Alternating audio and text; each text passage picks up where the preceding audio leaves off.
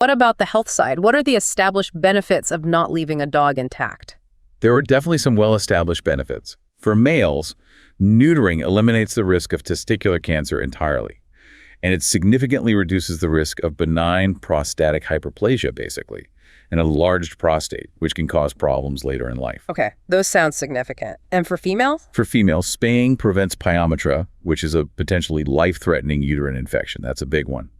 It also drastically reduces the risk of mammary tumors, breast cancer, especially if the spay is done before her first heat cycle. Right.